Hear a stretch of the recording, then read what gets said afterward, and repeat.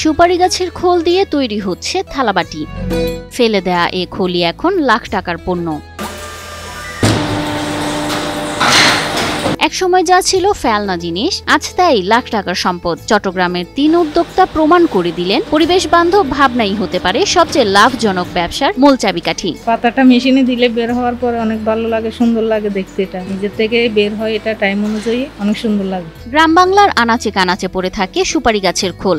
একসময় এগুলো ছিল একেবারে অকেজো, বনে জঙ্গলে পড়ে নষ্ট হয়ে যেত। কিন্তু এখন এ খোল দিয়েই তৈরি হচ্ছে থালাবাটি, চামচ, ট্রে সহ মোট ১৯ রকমের তৈজসপত্র।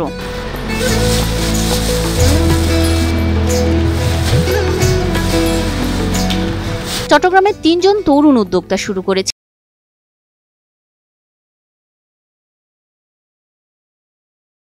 ও টেকসই পণ্যে। প্লাস্টিকের পরিবর্তে যে প্লেটটা তৈরি করতি, তাহলে এটা প্লাস্টিকের রিপ্লেসমেন্ট আসবে। অন অ্যান অ্যাভারেজ একটা প্লাস্টিকের প্লেট ৬ টাকা, তো আমাদের এই প্লেটটা ৬ টাকা ৭ টাকা ফুড গ্রেডেড, কিন্তু আমাদের প্লেটটা হচ্ছিল ১০ টাকা। এই তৈজসপত্রগুলো শুধু দেখতে সুন্দরী নয়, বরং ১০০% পরিবেশ বান্ধব ও স্বাস্থ্যকর। শুধু তাই নয়, প্লাস্টিকের চেয়ে বহুগুণ নিরাপদ। প্লাস্টিক যে ক্ষতিটা করতেছে, সেই ক্ষতিটা এই প্লেটের মধ্যে নাই। এই প্লেটটা পরিবেশ বান্ধব, কেমিক্যাল ফ্রি। গ্রামে সুপারির খোল খুব সহজলভ্য। এই সহজলভ্য উপাদান দিয়েই বড় কিছু করা সম্ভব, তা অনেকেরই অজানা। আর তাই দেশে বিদেশে পরিবেশ বান্ধব পণ্যের চাহিদা দিন দিন বাড়ছেই। স্বাস্থ্যকর অল টাইম হানিকম, সব সময় অল টাইম হেলদি লাইফ। এই পর্যন্ত আমাদের দেশে, আমাদের কাছে বিশেষ করে প্রায় ৮-১০ থেকে চাহিদা আসছে। আমরা ওই চাহিদা মেটানোর সক্ষমতা নিয়েই আমাদের যাত্রা শুরু করেছে।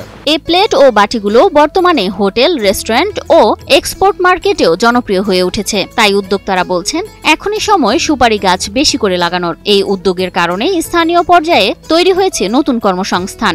যেখানে আগে মানুষ বেকার ছিল, এখন তারা দক্ষ শ্রমিক। একটু চিন্তা আর একটু উদ্যোগ, এ দুটোই বদলে দিতে পারে গ্রামের অর্থনীতি, দেশের ভবিষ্যৎ। সুপারির খোল এখন আর ফেলনা নয়, এটি হয়ে উঠেছে সম্ভাবনার এক নতুন দিগন্ত। ইউরোপিয়ান বেল্টেই বলতে পারেন, অলরেডি সিঙ্গেল ইউজ প্লাস্টিক নিষিদ্ধ হয়ে গেছে।